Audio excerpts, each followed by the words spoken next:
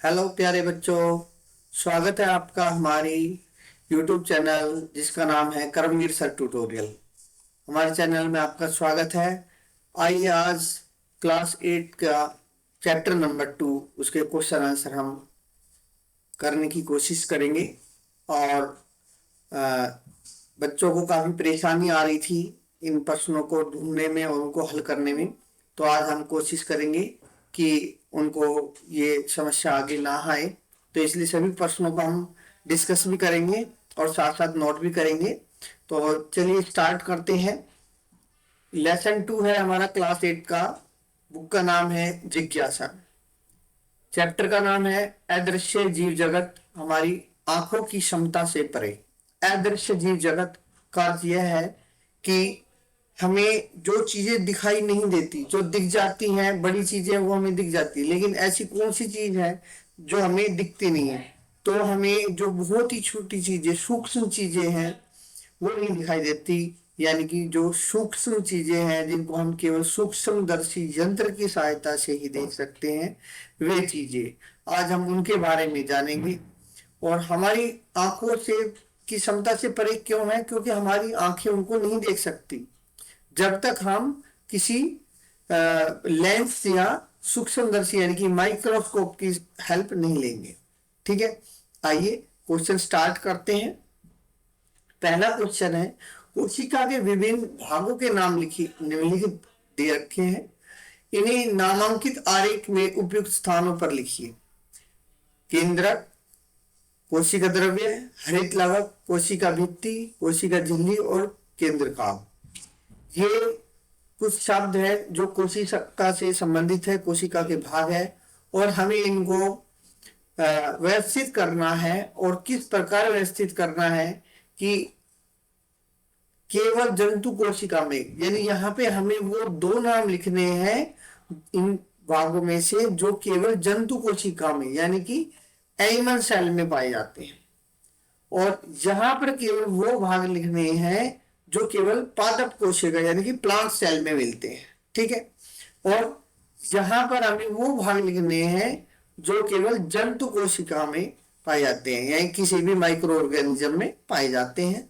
और जो ये बीच वाला हिस्सा है, इसमें वो भाग लिखने हैं जो इन तीनों में पाए जाते हैं, यानी कि जंतु कोशिका, पादप कोशिका और जीवाणु कोशिका तीनों में पाए जाते हैं।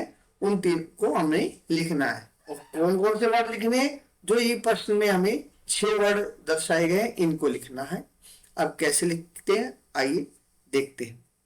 अब जंतु कोशिका में यानी कि प्लांट सेल एनिमल सेल के अंदर केवल कोशिका झिल्ली, कोशिका द्रव्य और केंद्रक ये पाए जाते हैं। ठीक है, जंतु कोशिका में।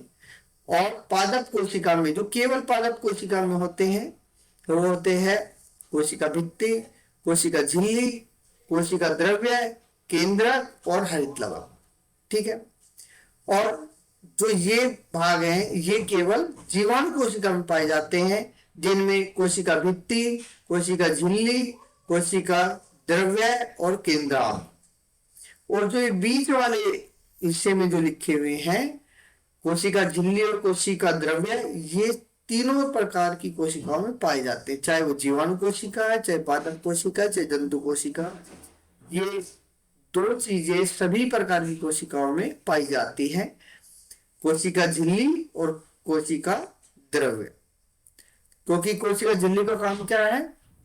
कोशिका की संरचना को बना के रखना, इकट्ठा बांध के रखना। और द्रव्य उसके अंदर तरल पदार्थ होता है जो अंदर की जो पाचन संबंधी क्रियाएं, एक्सक्रीशन संबंधी क्रियाएं, उन सबको आगे कराता है।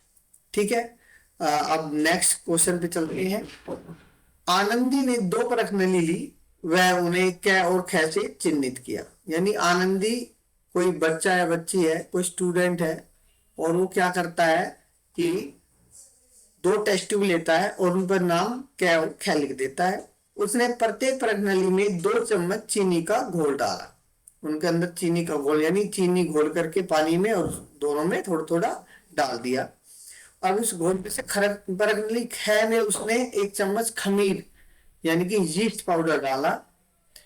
और इसके पश्चात उसने प्रत्येक परख नली के मुंह पर 2 कम फूले हुए गुब्बारे लगा दिए, यानी गुब्बारे उसके ऊपर बांध दिए हैं। इस प्रकार देखिए ये बांध रखे हैं। उसने इस व्यवस्थापन को धूप से दूर गर्म स्थान पर रखना चाहिए, एक गर्म स्थान था, लेकिन डायरेक्ट धूप में ना रख करके कहीं कमरे वगैरह में, रूम वगैरह में इस तरह से रख दिया। दोनों परख नली है, ये परख नली स्टैंड है, इनके ऊपर हम उसने क्या किया कि 2 गुब्बारे बांध दिए, एक का नाम कै और दूसरे का खै रख दिया परीक्षण करने के लिए। अब क्या होगा, क्या आप अनुमान लगा सकते हैं कि 3-4 घंटे के पश्चात क्या होगा, यानी कि इन परख नलियों पे गुब्बारे बांधने के 3-4 घंटे बाद क्या होगा। उसने देखा कि परख नली खै से जुड़ा गुब्बारा फूला हुआ था। अब ये देखिए खै परख नली है, ये गुब्बारा फूल गया है, जबकि कै का गुब्बारा नहीं फूला है। अब इसका संभावित स्पष्टीकरण क्या हो सकता है, क्या कारण हो सकता है, हमें वह बताना कि क्या कारण हो सकता है कि गुब्बारा फूल गया और परख नली खै में पानी या तो वाष्पित हो गया और गुब्बारे में जलवाष्प भर गई, यानी पानी की बूंद भर गई है और पानी वो भाप बन गया है। और खै भाग है, गर्म वातावरण में परख नली खै के भीतर की हवा को फैला दिया है, जिससे गुब्बारा फूल गया। अब आइए देखते हैं कि क्या होता है। अब इसमें 2 ऑप्शन और है हमारे पास कि यीस्ट ने परख नली खै के भीतर एक गैस उत्पन्न कर दी जिससे गुब्बारा फूल गया, और चौथा पार्ट है इसका, चीनी ने गर्म हवा के साथ अभिक्रिया की जिससे गैस उत्पन्न हुई और अंततः गुब्बारा फूल गया। अब आइए इसके उत्तर को देखते हैं कि 3-4 घंटे के बाद परख नली खै जिसमें यीस्ट पाउडर डाला गया था उससे जुड़ा गुब्बारा फूल जाएगा। क्यों? क्योंकि उसके अंदर गैस उत्पन्न हो गई है। अब कौन सी गैस उत्पन्न हो गई है? उसके अंदर कार्बन डाइऑक्साइड गैस उत्पन्न हो गई, क्योंकि जो यीस्ट पाउडर होता है यानी खमीर जो होता है यह कार्बन डाइऑक्साइड गैस उत्पन्न करता है और अल्कोहल बनाता है, और उस कार्बन डाइऑक्साइड गैस के कारण वो गुब्बारा फूल जाता है। जबकि परख नली कै का गुब्बारा नहीं फूला। क्यों नहीं फूला? क्योंकि उसमें हमने जब यीस्ट पाउडर डाला नहीं तो किण्वन अभिक्रिया नहीं हुई, तो किण्वन अभिक्रिया नहीं हुई तो उसमें कार्बन डाइऑक्साइड गैस नहीं बनेगी, और कार्बन डाइऑक्साइड गैस नहीं बनती है तो गुब्बारा भी नहीं फूलेगा। ठीक है। जो गैर है उसमें क्या कि यीस्ट ने परख नली खै के भीतर एक गैस उत्पन्न की जिससे गुब्बारा फूल गया। यानी कि जो हमारे पास 4 ऑप्शन थे इनमें से केवल 2 ऑप्शन ही सही निकले हैं। पहला तो कि इसके अंदर गुब्बारा फूल जाएगा। क्यों फूल गया? क्योंकि किण्वन अभिक्रिया के कारण। ठीक है। अब आगे चलते हैं क्वेश्चन इसका सेकंड पार्ट। आनंदी ने एक और परख नली ली, पहले उसने 2 ली थी, क्या और खै नाम रखा था। अब उसने एक और परख नली ली जो चूने के पानी से भरी हुई थी, और कितना हुआ 1/4, यानी चौथा हिस्सा उसका चूने के पानी से भरा हुआ था। उसने परख नली खै से गुब्बारे को इस तरह निकाला कि गुब्बारे में भरी हुई गैस बाहर ना निकले, यानी अंगूठा लगा करके धीरे से गुब्बारे को निकाल लिया और उसके मुंह को बंद कर लिया, परख नली के मुंह को, इस परख नली के मुंह को जिसमें गुब्बारा फूला हुआ था। और फिर क्या किया उसने? फिर उसने गुब्बारे को चूने के पानी वाली परख नली से जोड़ दिया, जो जिस परख नली में हमने चूने का पानी लिया था उसके साथ उसने जोड़ दिया और अच्छी तरह से हिलाया। आपके विचार से वह क्या जानना चाहती है, वो क्या करना चाहती है ऐसा करके? तो देखिए आनंदी यह जानना चाहती है कि परख नली खै में बनी जो कार्बन डाइऑक्साइड गैस है जो किण्वन अभिक्रिया में बनी है वो बनी है कि नहीं बनी है। खमीर चीनी के घोल में किण्वन अभिक्रिया करके कार्बन डाइऑक्साइड गैस बनाता है। यदि यह गैस चूने के पानी में से प्रवाहित की जाती है तो चूने का पानी दूधिया हो जाएगा, पर यदि चूने का पानी दूधिया हो जाता है तो इसका मतलब क्या है कि इसके अंदर कार्बन डाइऑक्साइड गैस उत्पन्न हुई है। अगर यदि नहीं होता है दूधिया तो नहीं बनी है। ठीक है, सिंपल सी बात है। अब क्वेश्चन नंबर 3 पे आते हैं। एक किसान अपने खेत में गेहूं की फसल की बुआई कर रहा था। उसने फसल की अच्छी उपज पाने के लिए मिट्टी में नाइट्रोजन समृद्ध उर्वरक डाला, यानी ऐसा उर्वरक जिसमें नाइट्रोजन था, जैसे यूरिया या डीएपी। पड़ोस के खेत में एक और किसान सेम की फसल उगा रहा था, परंतु उसने स्वस्थ फसल प्राप्त करने के लिए नाइट्रोजन समृद्ध उर्वरक नहीं डाला, यानी उसने कोई भी उर्वरक नहीं डाला। और अब दो होते हैं, एक उर्वरक होता है और एक होता है खाद। खाद प्राकृतिक पदार्थों से, जैसे पेड़ के पत्ते आदि से बनता है, चावल की पराली है उनसे बनता है। और जो उर्वरक है वो फैक्ट्रियों में बनाए जाते हैं केमिकल्स को मिला करके, ठीक है, जैसे यूरिया, डीएपी, ये बनाए जाते हैं, ये हम उर्वरक कहते हैं। अब सेम एक फलीदार फसल है, तो वो क्या करता है कि उसने जो अच्छी फसल लेने के लिए कोई भी उर्वरक का इस्तेमाल नहीं किया। क्या आप इसके कारणों पर विचार कर सकते हैं कि ऐसा उसने क्यों किया? उर्वरक नहीं डाला, बल्कि उसने सेम की फसल बो दी।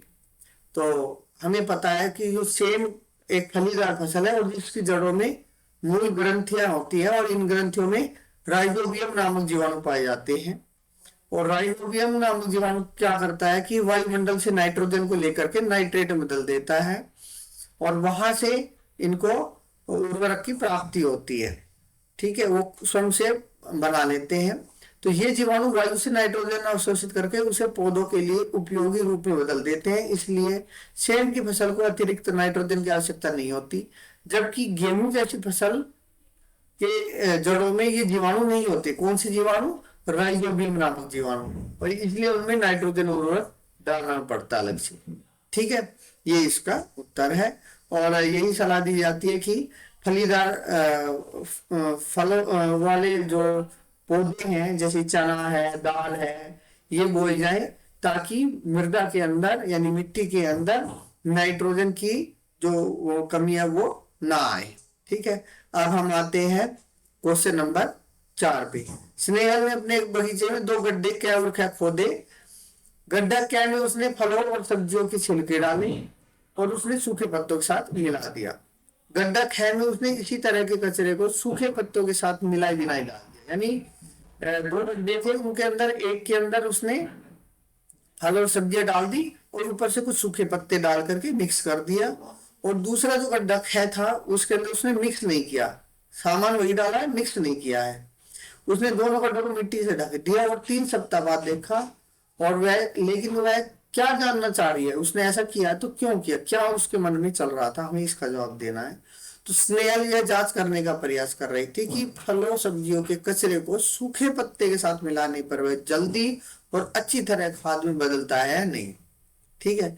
तो सूखे पत्ते हैं, तो सूखे पत्तों में जीवाणु इतनी तेजी से सक्रिय नहीं हो सकते, जबकि गीले में जल्दी से हो जाते हैं। तो इसलिए उनको मिक्स करते हैं ताकि जो सूखे पत्ते हैं वो भी गीले हो जाए और जल्दी से खाद में बदल जाए, ठीक है। वह देखना चाहते हैं कि सूक्ष्म जीवों द्वारा विघटन की प्रक्रिया में सूखे पत्तों पर क्या प्रभाव पड़ता है और किस गड्ढे में बेहतर खाद बनती है, ठीक है। तो जो हमने बताया कि जिसमें हम इनको मिक्स कर देंगे उसमें बेहतर खाद बनेगी। क्वेश्चन नंबर 5, निम्नलिखित सूक्ष्म जीवों की पहचान करें। प्रत्येक प्रकार के वातावरण में और आपकी आंत में रहता हूं, यानी कि हमें एक ऐसा जीवाणु बताना है, ऐसा सूक्ष्म जीव बताना है जो कि हमारी आंत में, हमारे पेट में जो हमारी आंतें हैं ना, छोटी आंत और बड़ी आंत, उनके अंदर रहता है। तो इसका उत्तर क्या है? जीवाणु। जीवाणु प्रत्येक प्रकार के वातावरण में तथा हमारी आंत में पाए जाते हैं। बहुत अधिक गर्मी में भी जिंदा रह पाते हैं, बहुत अधिक सर्दी में भी जिंदा रह सकते हैं जीवाणु। मैं पाव, रोटी और केक को मुलायम और फूला हुआ बनाता हूँ, यानी कि ऐसा कौन सा जीवाणु है जो बड़ा पाव का जो पाव होता है उसको और केक आदि को क्या करता है? फुला देता है, बड़ा कर देता है, मोटा कर देता है। तो वो कौन है? खमीर, यानी कि यीस्ट पाउडर। यह पाव, रोटी और केक को फुलाने में मदद करता है। केक आदि बनाते हैं तो उसमें यीस्ट पाउडर इसीलिए डाला जाता है क्योंकि तो उसको फुला देता है। क्यों? क्योंकि उसमें ऐसा करने पर कार्बन डाइऑक्साइड गैस उत्पन्न होती है और वो उसको फुला देता है। तीसरा, मैं दलहनी यानी कि फलीदार फल जिनकी दालें बनती है, फलीदार फसलों की जड़ों में रहता हूं और उनकी वृद्धि के लिए पोषक तत्व प्रदान करता हूं। यानी फलीदार पौधों की जड़ों में कौन सा जीवाणु पाया जाता है? तो हमने अभी ऊपर पढ़ा था कि राइजोबियम जीवाणु है, वो फलीदार पौधों की जड़ों में पाया जाता है और वो उन्हें क्या देता है? नाइट्रोजन प्रदान करता है, ठीक है। अब प्रश्न नंबर 6 है, यह जांच करने के लिए कि एक प्रयोग अभिकल्पित कीजिए कि सूक्ष्म जीवों को अपनी वृद्धि के लिए इष्टतम तापमान, वायु और नमी की आवश्यकता होती है। कि मतलब हमें एक एक्सपेरिमेंट करना है जिससे हमें ये पता चले कि जो सूक्ष्म जीव होते हैं, ठीक है, माइक्रो ऑर्गेनिज्म, वो अपनी ग्रोथ के लिए, अपनी वृद्धि के लिए उनको प्रॉपर तापमान यानी गर्मी या सर्दी और वायु और नमी इनकी जरूरत होती है कि नहीं। अब इसका उत्तर देखते हैं। प्रयोग अभिकल्पना कि हमें क्या करना है, 3 ब्रेड के टुकड़े लीजिए, ब्रेड ले लेंगे और उसके 3 पीस कर लेंगे। फिर क्या करना है, पहला टुकड़ा गर्म और नम स्थान पर खुला रखना है, यानी कि गर्म जगह होनी थोड़ी चाहिए थोड़ी, और नम मतलब थोड़ी नमी, यानी वहां पर मॉइस्चर होना चाहिए, ऐसी जगह स्थान पर रखना है पहले टुकड़े को। दूसरा टुकड़ा क्या करना है, सूखी जगह पर रखना, बिल्कुल सूखी सी जगह जहां पे कोई आसपास पानी ना हो, भाप ना हो। और तीसरा टुकड़ा क्या करना है, रेफ्रिजरेटर यानी कि फ्रिज के अंदर रखना है, ठंडे स्थान में।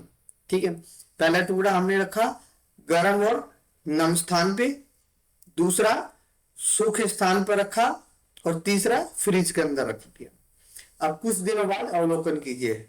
अब हम कुछ दिनों बाद देखते हैं फिर क्या होता है। कुछ दिनों बाद अवलोकन करने पर पता चलता है, क्या परिणाम मिलते हैं कि गर्म और नम स्थान पर रखा गया ब्रेड जल्दी फफूंदी से ढक जाएगा, यानी उस पर पूरे पर फफूंदी हो जाएगी, जबकि सूखे या ठंडे स्थान पर रखा ब्रेड कम प्रभावित होगा। यानी जो सूखे में रखा उस पर इतनी फफूंद नहीं लगेगी क्योंकि उसको नमी नहीं मिली, मॉइस्चर नहीं मिला, और ठंड या फिर ठंडे स्थान पर रखा तो उसको इतना तापमान नहीं मिला, जिस वजह से फफूंदी ज्यादा फैल नहीं पाई।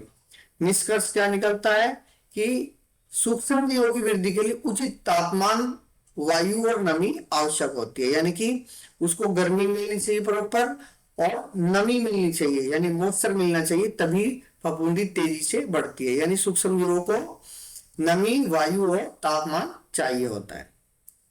अब प्रश्न नंबर 7 है, ब्रेड के 2 स्लाइस लीजिए, यानी ब्रेड के 2 पीस लेने हैं।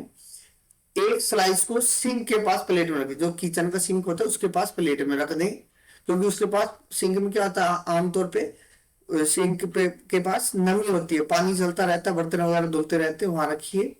और दूसरे स्लाइड को रेफ्रिजरेटर यानी कि फ्रिज में रख दो। 3 दिन पश्चात दोनों स्लाइड की तुलना कीजिए, अपने अवलोकनों को अभिलेखित कीजिए और अपने अवलोकनों के कारण बताइए। अवलोकन यानी कि हम क्या उसमें से देख पाते हैं, ऑब्जर्वेशन क्या हमारी। सिंक के पास रखा ब्रेड का स्लाइस 3 दिन बाद ही फफूंद यानी कि हरी या काली रुई जैसी परत आ जाती है, जिसको हम फफूंद कहते हैं, उससे ढक जाता है। लेकिन रेफ्रिजरेटर में रखा हुआ स्लाइस या तो बिल्कुल नहीं बदलता, वैसे ही रखा रहेगा, या बहुत कम फफूंद दिखाई देगी, बहुत ही कम।